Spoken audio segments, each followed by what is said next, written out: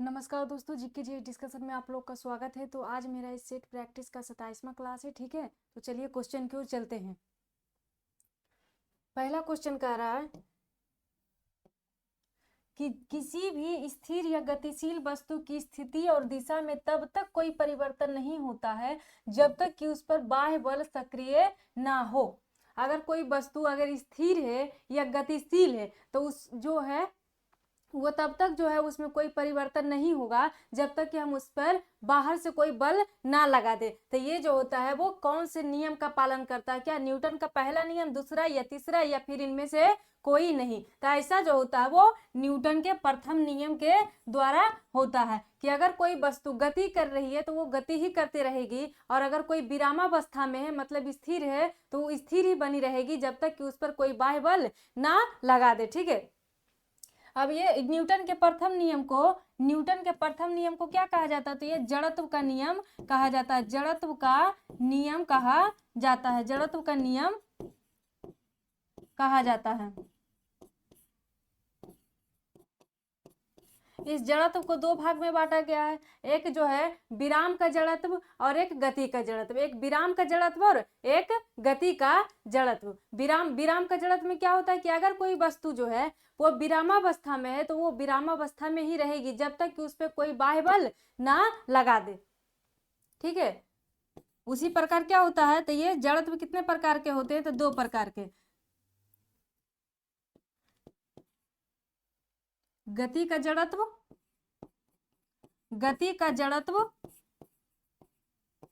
और क्या होता है? विराम का जड़त्व। गति का जड़त्व और विराम का जड़त्व। ठीक है, अगला क्वेश्चन। अगला कह रहा है कि रॉकेट किस सिद्धांत पर कार्य करता है? क्या न्यूटन के तृतीय नियम पर, या न्यूटन के प्रथम नियम पर, या फिर न्यूटन के द्वितीय नियम पर, या आर्किमिडीज के सिद्धांत पर? तो रॉकेट जो होता है वो किस नियम पर कार्य करता है? तो ये न्यूटन के तृतीय नियम पर कार्य करता है। न्यूटन का तृतीय नियम क्या कहता है कि जो है वो क्रिया प्रतिक्रिया, मतलब आप किसी चीज पर बल लगाइएगा, जितना बल लगाइएगा तो वो वस्तु भी आपके ऊपर जो है वो उल्टा उतना ही बल लगाता है। तो रॉकेट में क्या होता है कि ये जो होता है वो पीछे की ओर बल लगाता है, जिससे ये क्या होता है? तो ये आगे की ओर जाता है। पीछे जो है वो धुआं देता है, प्रेशर देता है, जिससे वो आगे बढ़ते जाता है। ठीक है, ये तीसरा नियम का उदाहरण और भी जैसे आप देखते होंगे कि नाव वगैरह में, नाव से उतरते टाइम में क्या होता है? नाव से जब आप उतरते हैं तो पानी वाला नाव से जब आप नीचे उतरते हैं तो नाव क्या होता है? थोड़ा सा पीछे चला जाता है। तो आप जो है वो आगे गए तो नाव पीछे गया। तो ये क्या हुआ? क्रिया प्रतिक्रिया। आप जो है वो बंदूक का उदाहरण दे सकते हैं। बंदूक में क्या होता है? तो अगर आप जो है वो बंदूक को ऐसे गोली छोड़िएगा तो क्या होगा? आगे जो है वो आप छोड़िएगा तो वो थोड़ा सा आपको पीछे करके ढकेल देगा, पीछे की ओर धक्का दे देता है। ठीक है, तो आप लोग समझ गए होंगे। ठीक है, चलिए अगला कह रहा है कि बल गुणनफल है। बल जो है वो किसका गुणनफल है? बल द्रव्यमान और वेग का, या फिर द्रव्यमान और त्वरण का, या भार और वेग का, या फिर भार और त्वरण का? तो ये बल जो है वो किसका गुणनफल है? तो ये द्रव्यमान और त्वरण का। F बराबर क्या होता है? तो F बराबर m इंटू ए होता है। F, ये बल को हम F से डिनोट करते हैं कि किससे? तो ये बल को F से डिनोट किया जाता है। तो m इंटू ए होता है। तो m क्या होता है? तो m जो होता है इनमें मास यानी कि द्रव्यमान होता है, और a क्या होता है? तो ये त्वरण होता है, एक्सक्लेरेशन। ये a क्या होता है? तो ये त्वरण होता है।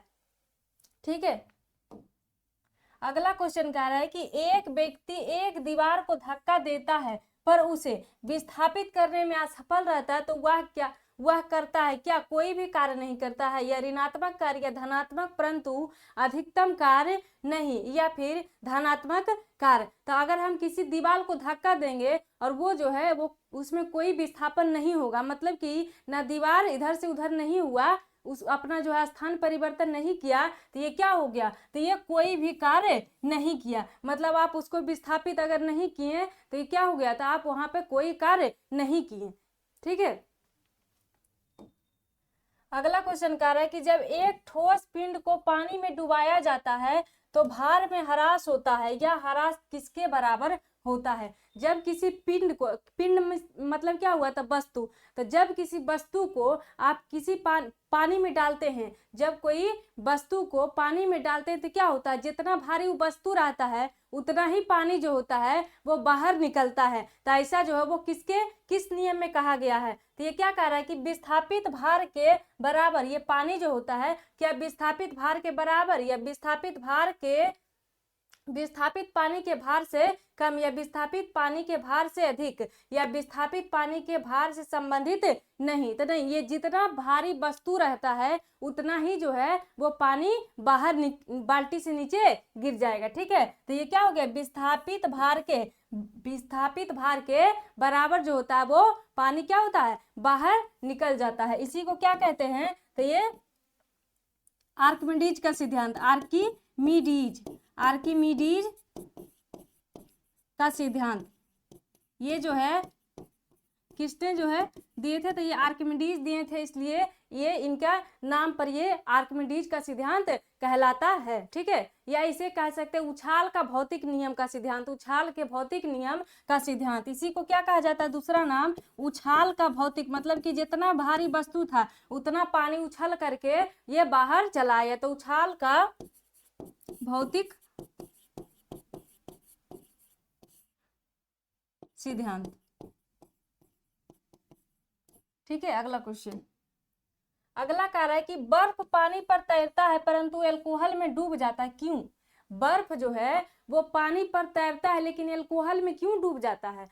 तो ये जो होता है वो बर्फ पानी से क्या होता है, हल्का होता है। बर्फ जो होता है वो पानी से हल्का होता है, इसलिए क्या होता है, तो ये तैरता है। लेकिन अल्कोहल से भारी होता है, तो भारी चीज तो डूब जाएगा, तो अल्कोहल से भारी बर्फ होता है इसलिए अल्कोहल में डूब जाता है, और पानी से हल्का होता है बर्फ, इसीलिए पानी के ऊपर तैरते रहता है। ठीक है, अगला कह रहा है कि सेल नाम किस वैज्ञानिक ने दिया था?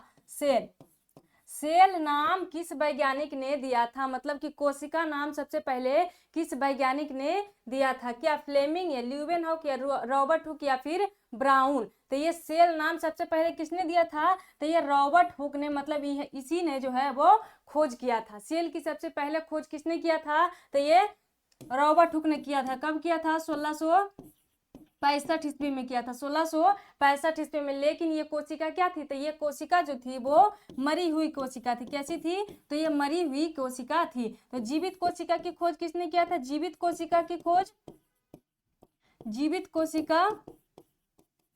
खोज किसने की थी? 1674 ईस्वी में एंटोनी वॉन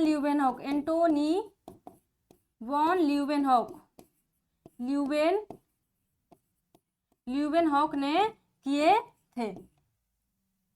अब हम कोशिका की बात कर लें, तो जो कोशिका वो मर जाती है उसे हम क्या कहते हैं? जैसे कि कोशिका तो बनते रहती है, मरते रहती है ना, इसका जो है चक्र चलते रहता था। मरी कोशिका को क्या कहा जाता है? तो मरी हुई कोशिका को नेफ्रोसिस के नाम से जाना जाता है। किसके नाम से? तो ये नेफ्रोसिस के नाम से जाना जाता है। मरी हुई कोशिका को नेफ्रोसिस के नाम से जाना जाता है। सबसे बड़ी कोशिका, तो ये जो होता है वो कौन होती है? तो ये शुतुरमुर्ग के अंडा। सबसे बड़ी कोशिका शुतुरमुर्ग का अंडा। अगर ओवरऑल में पूछे कि सबसे बड़ी कोशिका, तो शुतुरमुर्ग का अंडा, और सबसे छोटी कोशिका तो ये माइकोप्लाज्मा। लेकिन अगर मानव के बॉडी में पूछे तो सबसे बड़ी कोशिका जो होता है वो ओवम हो जाता है, और सबसे छोटी कोशिका स्पर्म हो जाता है। अगर सबसे लंबी कोशिका पूछे तो कौन हो जाएगा? तो ये तंत्रिका तंत्र हो जाएगा। आप लोग जो है वो लिख लीजिएगा। ठीक है, अगला कह रहा है कि माइटोकॉन्ड्रिया काम करना बंद कर दे तो कोशिका में कौन सा कार्य नहीं होता है?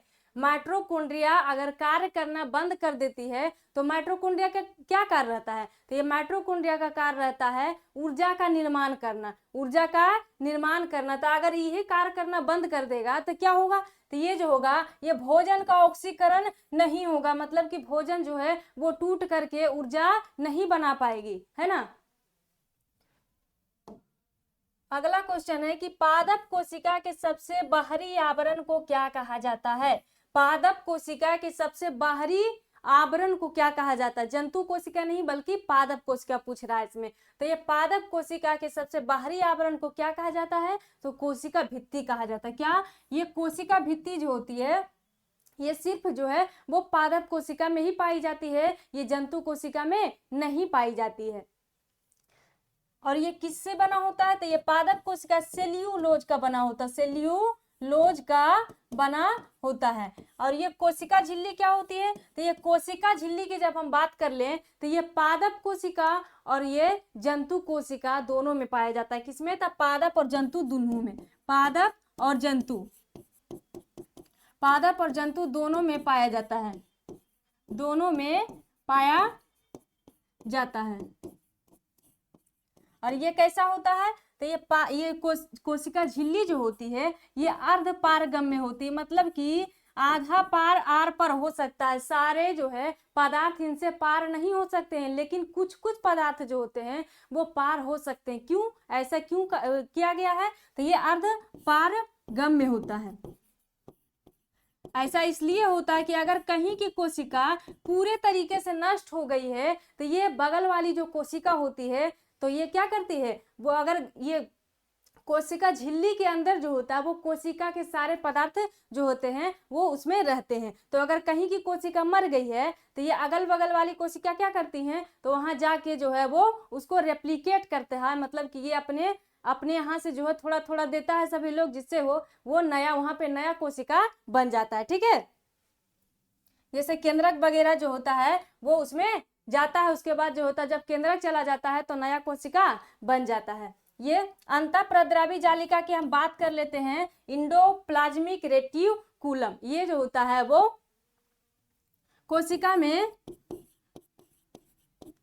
कोशिका को पचकने से रोकता है, पचकने से रोकता है, मतलब कि कोशिका के कंकाल के रूप में कार्य करता है। जैसे कि मानव बॉडी का मेन जो है वो क्या है? तो ये रीढ़ की हड्डी है। अगर ये नहीं रहेगी तो हमारी बॉडी जो होती है वो सही से खड़ी नहीं हो पाएगी। इसी प्रकार से ये हर एक कोशिका में क्या होता है? तो ये ER रहता है। क्या रहता है? ER अंतःप्रद्रवी जालिका जो है कोशिका को क्या करती है? तो अच्छे तरीके से खड़ा रखने में, मतलब उसको अच्छे तरीके से वो पचकने नहीं देता है। ठीक है, मतलब ये समझिए कि उसको अच्छे तरीके से बना करके रखता है, कोशिका को पचकने नहीं देता है।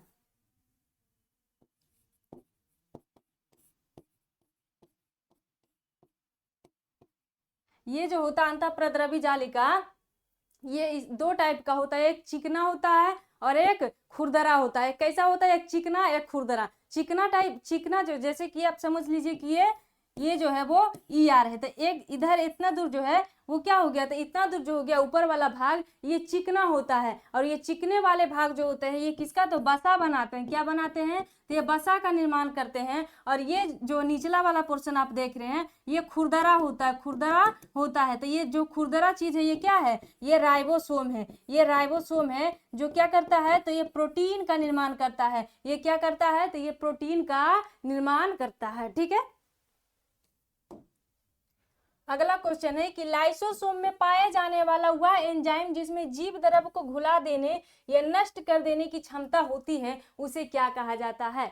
लाइसोसोम में जो एक प्रकार का एंजाइम होता है, ठीक है, ये जो है वो कोशिका में बहुत सारे पदार्थ पाए जाते हैं, उसमें एक पदार्थ जो है वो लाइसोसोम भी है। ये लाइसोसोम क्या करता है? तो ये जो है वो कोशिका को मार देता है। अगर जो है वो कोशिका के अंदर कोई भी अन्य पदार्थ अच्छे तरीके से कार्य नहीं कर रहा है या फिर कोई कोशिका मर गई है तो उसको क्या करता है? वहां से हटाता है। उसके बाद जो होता है वो फिर से नया कोशिका बनता है। तो ये क्या करती है? तो वो ही पूछ रहा है कि जो लाइसोसोम में जो एंजाइम पाया जाता है उसका नाम जो है वो क्या है? तो इसको जो है वो हाइड्रोलाइटिक एंजाइम के नाम से जानते हैं। क्या कहा जाता है? तो हाइड्रोलाइटिक एंजाइम के नाम से जाना जाता है। ये लाइसोसोम को क्या कहा जाता है? तो आत्महत्या की थैली। आत्महत्या की थैली क्यों कहा जाता है? कि अगर ये जो होता है वो फट जाएगा तो कोशिका के अंदर जितनी भी पदार्थ है वो सभी बर्बाद हो जाएंगे। तो इसकी जो होता है इसीलिए क्या क्या कहा जाता है? तो ये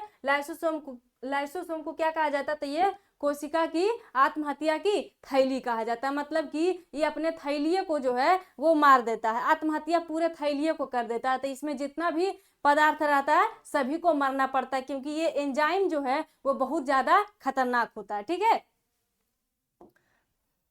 अगला कार्य कि गोल्जी काय का प्रमुख कार्य क्या होता है। गोल्जी काय का प्रमुख कार्य क्या होता है? क्या श्वसन, कोशिका विभाजन, या फिर पाचक रस उत्पन्न करना, या फिर स्रवी। तो ये जो होता है इसका कार्य क्या होता है? तो ये स्रवी, गोल्जी काय जो होता है वो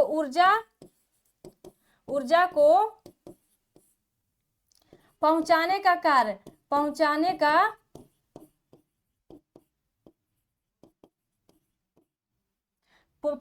का कार्य तथा बेकार पदार्थ को निकालता है। बेकार यानी अपशिष्ट पदार्थ को, बेकार पदार्थ को बाहर निकालने का कार्य करता है। बेकार पदार्थ को बाहर निकालता।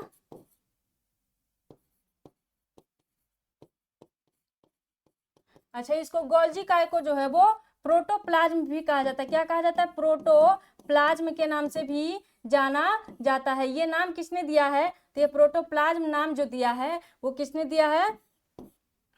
तो ये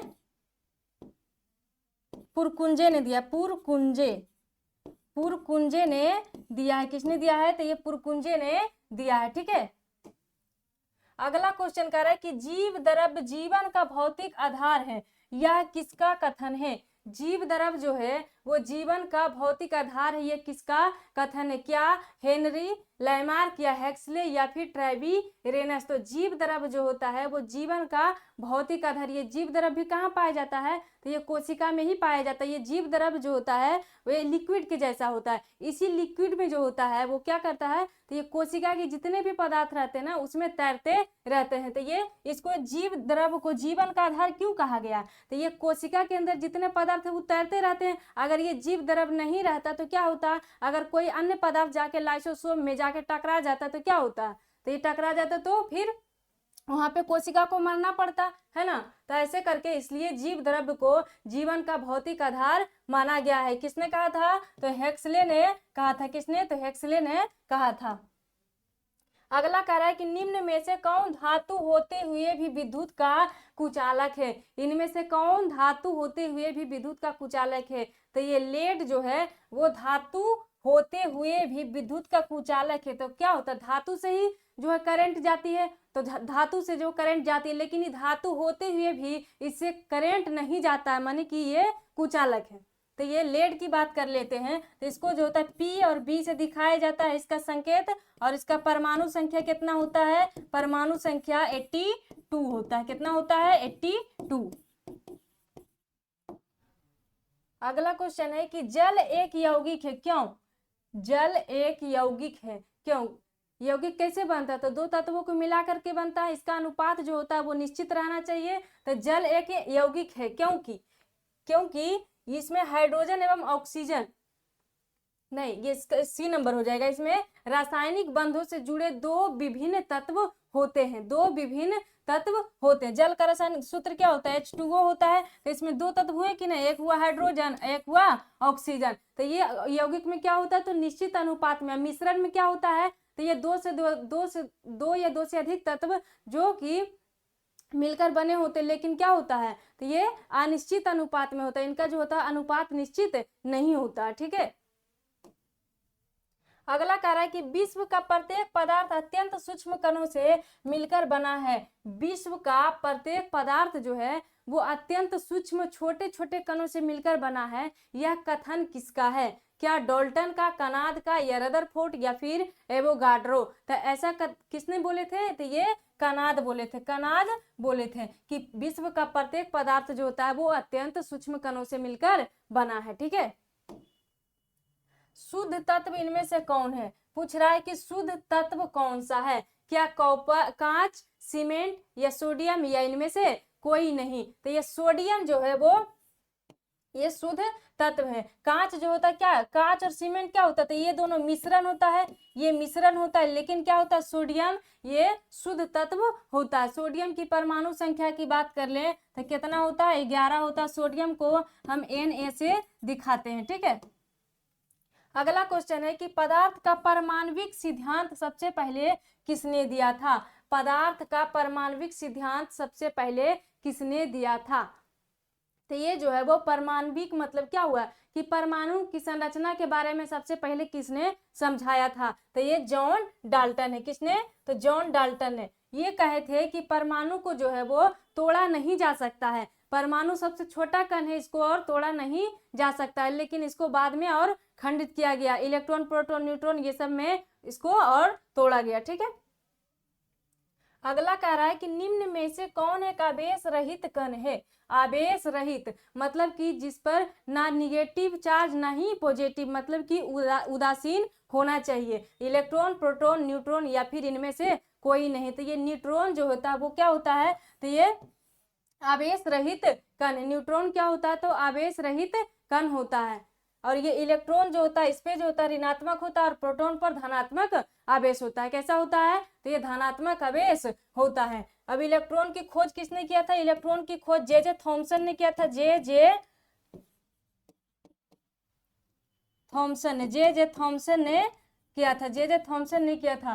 प्रोटॉन की खोज किसने किया था? तो प्रोटॉन की खोज जो है वो गोल्डस्टीन ने किया था। गोल्डस्टीन खोज तो गोल्डस्टीन ने किया था। प्रोटॉन की खोज किसने किया था? तो गोल्डस्टीन ने किया था। लेकिन इसका नामकरण किसने किया था? ये खोज के चला गया था, लेकिन इसको छोड़ छाड़ के चला गया, तो क्या हुआ? इसका नाम फिर किसने दिया था? नाम जो है वो रदरफोर्ड ने ही दिया। किसने दिया? तो नामकरण की अगर नामकरण दे दे तो किसने? तो नामकरण रदरफोर्ड ने किया था। लेकिन इसको खोजा किसने था? तो इसको खोजा था गोल्डस्टीन ने। प्रोटॉन की खोज किसने किया था? तो गोल्डस्टीन ने। न्यूट्रॉन की खोज किसने किया था? तो न्यूट्रॉन की खोज जेम्स चैडविक ने किया था। किसने किया था? तो जेम्स चैडविक ने किया था। जेम्स चैडविक ने किया था। अगला क्वेश्चन है कि रदरफोर्ड